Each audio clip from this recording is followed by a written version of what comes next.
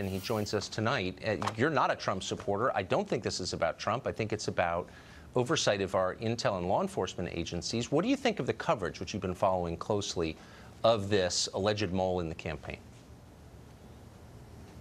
It's incredibly bizarre, Tucker, because for the last 2 weeks, all we heard from the FBI, and of course the media reported it uncritically, was that it was extremely dangerous to try and expose or determine the identity of this informant, because to do so would be to jeopardize his life, the life of other people, national security, all the things they always say when they want to hide from the public what it is that they do. And now that the New York Times and the Washington Post published huge amounts of details about this informant, making it incredibly easy to know that it was Stephen Halper, because the Daily Caller 2 days earlier had reported all the same details and named him.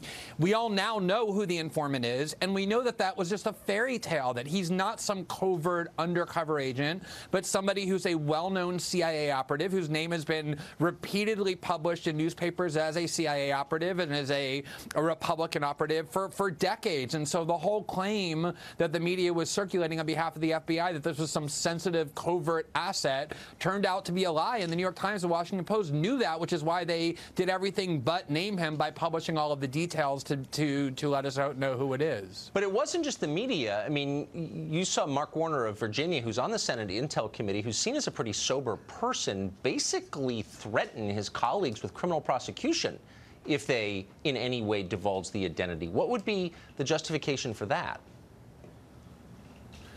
This is what the intelligence community does, Tucker, and I've been trying to essentially make this point for 18 months now, as we've been told we're required patriotically to accept whatever it is that they say.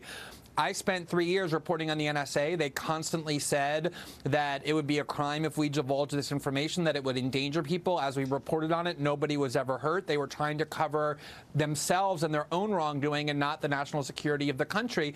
And that's the same here. You have people like Mark Warner and inside of the FBI and Justice Department who don't want us to know the name of the informant, not because they're worried about national security, but because they're worried about themselves. And that's why they're using the language they always use. You're going to be engaged in espionage. You're going to be jeopardizing lives. This is what they always say. And the reason why I think the media deserves criticism is because the media knows better than anybody that when they say that, they're in the vast majority of cases lying and trying to cover for themselves. Yeah. And that's why it's so important that we keep digging. I remember your NSA reporting well, and I apologize to you for not taking it more seriously at the time. You were right.